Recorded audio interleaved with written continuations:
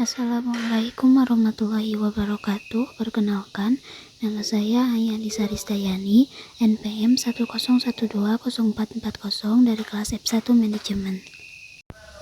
Di sini saya akan mempresentasikan materi dari mata kuliah Komunikasi Bisnis yang diampu oleh Bapak Indra Jatiwibowo, SEMM. Poin pembahasan pertama yaitu dasar komunikasi dan komunikasi bisnis, di mana komunikasi bisnis merupakan pertukaran gagasan dan informasi yang memiliki tujuan tertentu.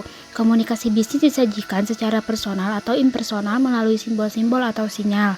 Ada 5 komponen penting untuk diperhatikan dalam proses komunikasi, yaitu yang pertama, pengirim pesan. Kedua, pesan yang terkirim. Ketiga, bagaimana pesan tersebut disampaikan. Keempat, penerima pesan. Dan kelima, yaitu umpan balik.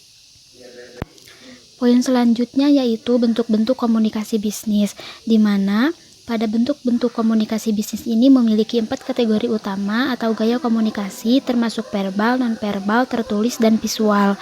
Yang pertama yaitu komunikasi verbal, di mana komunikasi ini merupakan komunikasi yang menggunakan bahasa untuk mentransfer informasi melalui berbicara atau bahasa isyarat.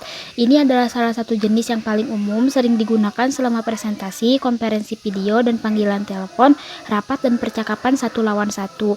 Yang kedua yaitu komunikasi nonverbal, di mana komunikasi nonverbal merupakan bentuk komunikasi yang paling mendasar dalam komunikasi bisnis. Walaupun pada umumnya komunikasi nonverbal memiliki sifat kurang terstruktur, sehingga sulit untuk dipelajari karena bentuk komunikasi ini lebih sering dengan menggunakan gerakan-gerakan tubuh atau body language sebagai alat komunikasi. Contohnya seperti mengelutkan dahi untuk menunjukkan sedang berpikir keras dan menggelengkan kepala untuk menunjukkan tanda tidak setuju.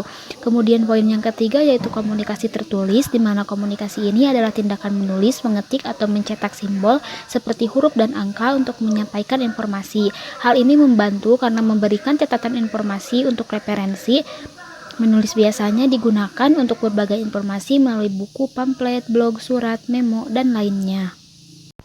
Kemudian poin yang keempat yaitu komunikasi visual, di mana komunikasi ini merupakan tindakan menggunakan foto, seni, gambar, sketsa, bagan, dan grafik untuk menyampaikan informasi. Visual sering digunakan sebagai bantuan selama presentasi untuk memberikan konteks yang membantu di samping komunikasi tertulis atau verbal.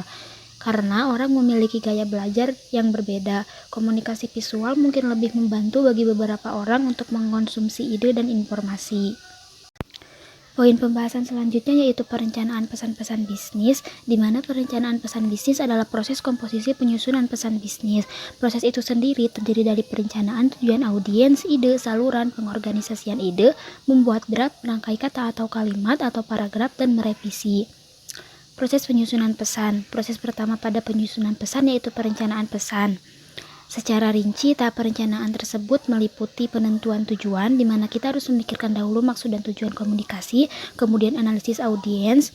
Kita harus menganalisis dulu audiens agar pesan yang kita sampaikan bisa tersampaikan dengan baik sehingga bisa dimengerti oleh para audiens. Kemudian penentuan ide pokok, menentukan cara untuk mencapai tujuan dengan cara menentukan dahulu ide pokoknya agar tersampai dengan baik. Kemudian selanjutnya yaitu pemilihan saluran dan media. Pada pemilihan saluran dan media ini sangat tergantung pada sifat pesan, waktu, formalitas, dan harapan penerima. Kemudian poin kedua dari proses penyusunan pesan yaitu pengorganisasian, di mana setelah tahap perencanaan, selanjutnya ide atau gagasan dituangkan ke dalam pesan. Tahap ini meliputi 2 kegiatan, yaitu mengorganisasikan pesan agar pesan yang disampaikan tidak bertele-tele dan juga tidak memasukkan bahan-bahan yang tidak relevan serta tidak menyajikan ide-ide yang tidak logis. Kemudian poin kedua dari mengorganisasikan pesan yaitu memformulasikan pesan bisnis, di mana memformulasikan pesan bisnis memiliki 2 tahap, yaitu mengendalikan daya dan nada dan juga mengembangkan paragraf yang logis. Selanjutnya poin ketiga dari proses penyusunan pesan yaitu revisi, di mana setelah tahap perencanaan, pengorganisasian, dan pembuatan atau penulisan pesan-pesan bisnis, langkah selanjutnya adalah melakukan koreksi, penyempurnaan atau perbaikan atau revisi terhadap pesan-pesan bisnis. Revisi sangat diperlukan agar pesan-pesan bisnis yang telah direncanakan dan dibuat tersebut dapat ditinjau ulang atau disempurnakan untuk menghindari kemungkinan terjadinya kesalahan ketik atau kekurangan lainnya, sehingga sesuai dengan maksud dan tujuan yang dikehendaki. Poin pembahasan selanjutnya yaitu penulisan dan revisi pesan bisnis, di mana penulisan ini memiliki beberapa teknik. Teknik pertama yaitu direct request atau surat permintaan atau permohonan langsung, meliputi pembukaan, penjelasan rinci, dan penutup. Maksud direct request adalah untuk mendapatkan suatu respon dari pembaca, apakah menjawab pertanyaan, mengirim barang atau jasa, atau tindakan yang lain. Surat-surat direct request dapat digunakan untuk berbagai macam aplikasi seperti melakukan pesanan barang atau jasa, surat undangan bisnis, surat reservasi, meminta informasi, mengajukan klaim atau aduan, maupun permohonan kredit. Poin yang kedua dari teknik penulisan yaitu permintaan pesan-pesan rutin, di mana permintaan ini memiliki 3 poin. Yang pertama dilakukan dengan pendekatan langsung, yang kedua dilakukan dengan pendekatan tanya jawab, dan yang ketiga bersifat good news atau goodwill, di mana good news bertujuan untuk menjaga hubungan dengan pelanggan maupun mengembangkan strategi bisnis melalui pemberian harga yang kompetitif, berkualitas, dan mudah diperoleh. Sementara goodwill bertujuan untuk memberikan perasaan positif bagi klien maupun customer terhadap perusahaan, produk, atau jasa. Kemudian revisi. Revisi merupakan langkah terakhir dalam mengembangkan pesan-pesan bisnis secara efektif. Setiap pesan bisnis perlu diedit, baik menyangkut masalah isi dan pengorganisasiannya, gaya penyampaiannya, maupun format penulisannya. Nah, pada gambar ini merupakan salah satu contoh revisi pesan bisnis, di mana di sini adanya perubahan angka pada sebuah pesan bisnis, yaitu dari angka 35 cm menjadi angka 30 cm.